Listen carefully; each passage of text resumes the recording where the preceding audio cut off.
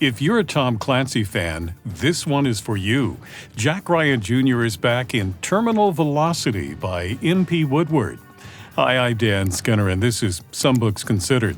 M.P. Woodward was a Naval Intelligence officer before transitioning to an international career in tech and streaming media. Terminal Velocity is his third Jack Ryan Jr. novel. He's also the New York Times bestselling author of the Handler series. Mike, welcome to Some Books Considered.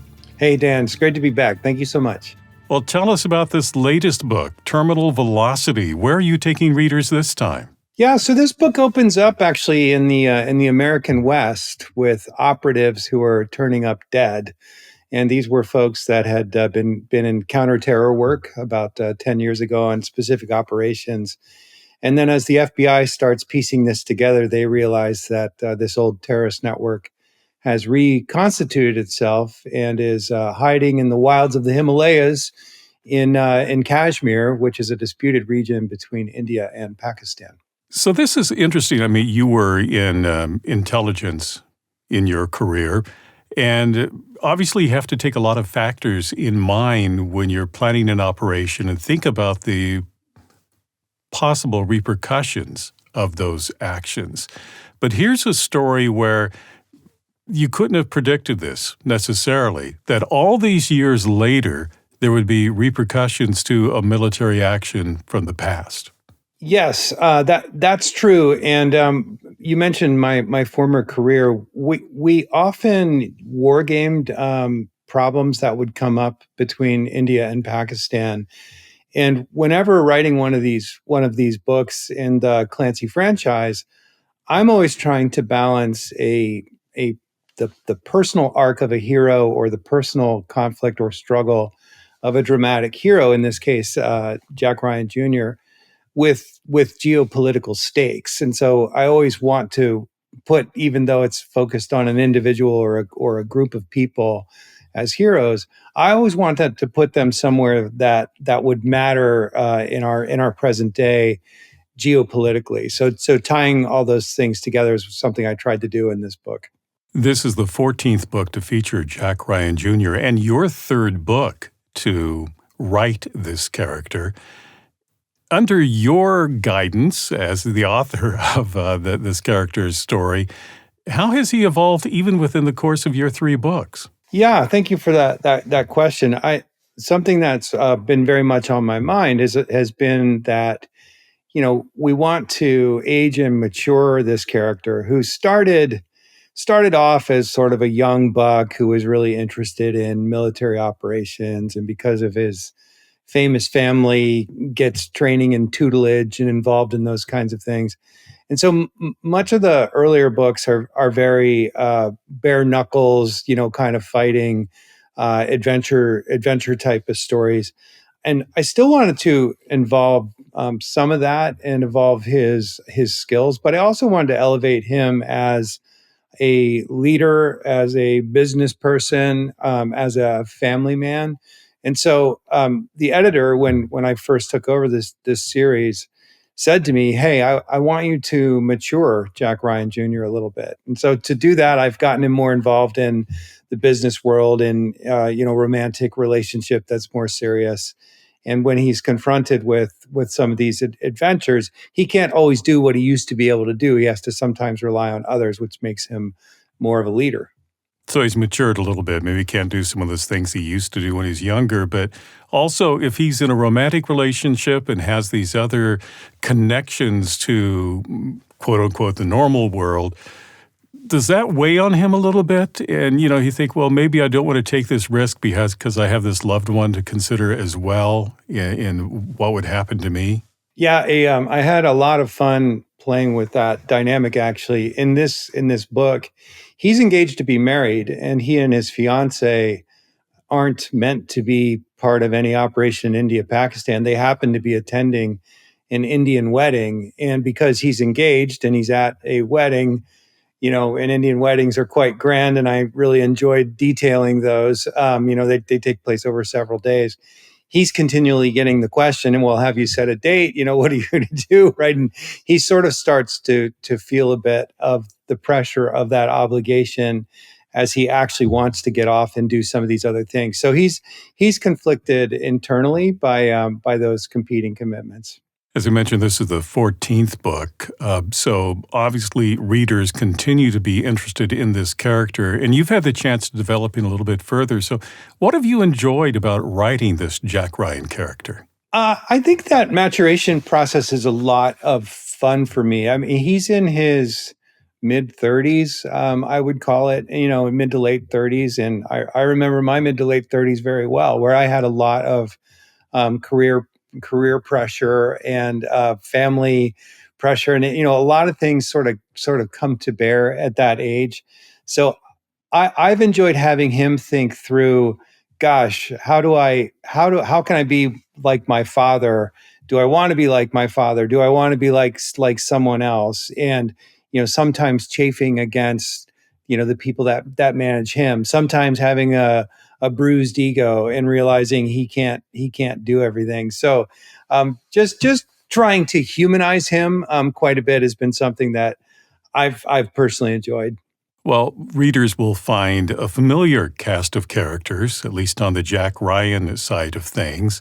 So tell us about some of the other people that come into play in this novel. Yeah, this book probably more than the others features some of the characters of the campus that hadn't really come up before. And I'll just refer to a visual aid here. I actually based a lot of this off of a Tom Clancy book called Dead or Alive from about 2010, and you can see all my notes in there. I wanted to so the villains carry on from that book. And that is also a book where Jack Ryan Jr. first experiences action. And there are some other characters like a retired Army colonel named Bartosz Jankowski, who really hasn't come up in the rest of the series. And so I brought him to life, and he's central to the drama. There's also a core FBI element here. As I mentioned, it starts as a manhunt in the U.S. And so there's a female FBI character in the campus that I inherited, named Mandy, and she becomes central to the drama of figuring out what's happening here. So bringing other characters who have kind of been in the background before, bringing them to life is part of the joy of writing this series. I enjoyed one of the scenes in the book where the younger member of the team thought she'd just pick up a sort of a regular vehicle that people would identify as being kind of a government vehicle. And he decides, no, we're going to get this old pickup truck, which will blend in better. And she's not excited about it, but he does what he knows is the right thing to do. Yeah, I played around with this character Gavin, who is often portrayed as the guy that's back in the office, that's the hacker that can kind of figure everything out and is very sedentary and never leaves. And in this book, he's teamed up with this former FBI agent Mandy, and they head off out in the American West and have to talk to law enforcement and look things up. And Mandy's rather sure of herself, and he points out some things that maybe she hadn't thought of. So I enjoyed the idea of an arc of her maybe becoming a little more humble, and him realizing that he's capable of more than sitting behind a desk. One of the interesting things, and again, you could draw on your experience for, is discussing a lot of the weapons that are used in the course of this novel. And some of them are, old traditional things, like there might be a claymore or something like that that's going to explode. But one of the things that fascinated me, and, I won't give any spoilers about how it's used, but I was curious about the technology. And that's something that was called ravens, which I had never thought about, that kind of thing. So can you explain what that does? Yeah, so a Raven was an acronym for a vehicle dropped out of a high altitude cargo plane that allows operatives to penetrate airspace. And if you think about it, we can imagine all kinds of reconnaissance vehicles that fly over restricted airspace or denied airspace, whether that's a spy plane or a satellite, et cetera. But putting boots on the ground on a mountaintop in the middle of nowhere that has to get there really quickly was the challenge. And so I, not to do major spoilers, but I had a C-17 Air Force cargo plane imitate an airliner, which I think is done, and then use these specialized vehicles where the operatives could effectively fly out the back and glide for hundreds of miles before getting out of that vehicle and then doing a high altitude, high opening kind of drift. And so I was inspired by that when I started researching what they call hey-ho, high altitude, high opening. That you can travel you do that because operatives can travel pretty far. But I thought, well, wouldn't it be interesting if they had to travel really far, hundreds of miles? And that was the idea behind that. I'm curious about where we go from here as far as Jack Ryan Jr. You've matured him. He's been 14 novels. There's a lot of interest in this guy and in this series. So do you have any thoughts about where Jack Ryan goes in the future? Well, if you've read the epilogue, you know something about where he goes in terms of relationships, which I won't spoil. I think that maturation needs to continue. I think that he needs to probably go through some self-examination and some inner turmoil. I would like him to see him pick up some damage, which I think we all have from relationships, things of that nature. That might pop out now and then in ways that aren't necessarily to his advantage. I'm a big believer in flawed heroes. I don't want him to be able to do everything, but I would like to see him mature into more of a leader where it's less about his physical body and individual mind and more about the collective team. As you mentioned, this is the 14th book to feature him, but if someone's brand new to this series, can you start with this one? Does it stand alone? Oh, yeah, I certainly hope so. I write every book with that intention, and there's a brief explanation always of how he fits into things, and this unit that he's a part of called the Campus, that's run by John Clark. Always go back and explain that, and there are certainly references to past books, but they are explained, and it's never past books are never a dependency. Well, you mentioned, having to research the Indian wedding to make sure you got all those details right. What were some of the other research challenges this novel posed for you? Well, as you can see on the cover there's a rather large sniper rifle, and so talking to former operatives, I have a good friend who retired as a senior enlisted Army guy, and he was in Delta Force and had quite a bit of experience in the war on terror. So that was probably the biggest thing was researching how snipers really work, and I wanted to bring in the most advanced technology possible to do that. Some things that even guys in the Army, in the regular Army, wouldn't have, but operatives who are outside of it would have access to. So that was probably the biggest thing. The other stuff was really around the geography of the Himalayas, right? We travel back and forth between Pakistan and in India, up there in Kashmir, in the Hindu Kush, and really kind of trying to. I've been to India several times, so some of that wasn't that hard for me, but the deeper parts of the Himalayas were new for me. Mike, you may remember from our previous discussions that there's a question I like to ask authors of fiction. It revolves around the idea if you could spend a day in real life with one of the characters from your novel, who would it be and why? Probably it would be John Clark, who I've also tried to evolve in these books.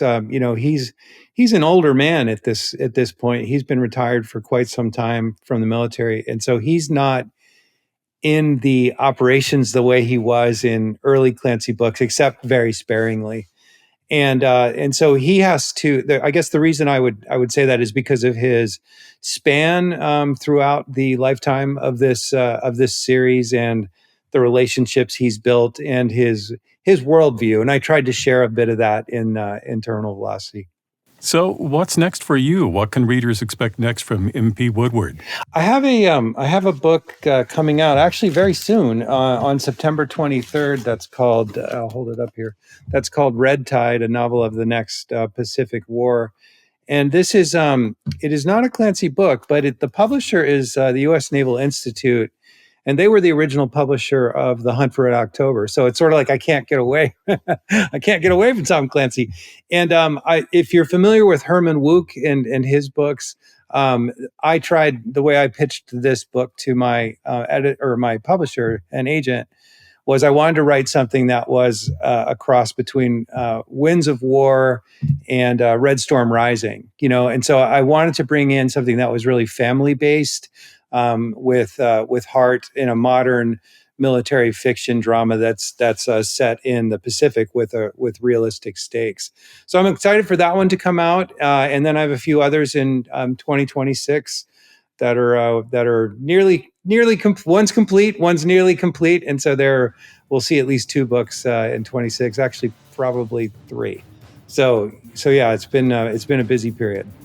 The book is Terminal Velocity, a Tom Clancy Jack Ryan Jr. novel by MP Woodward.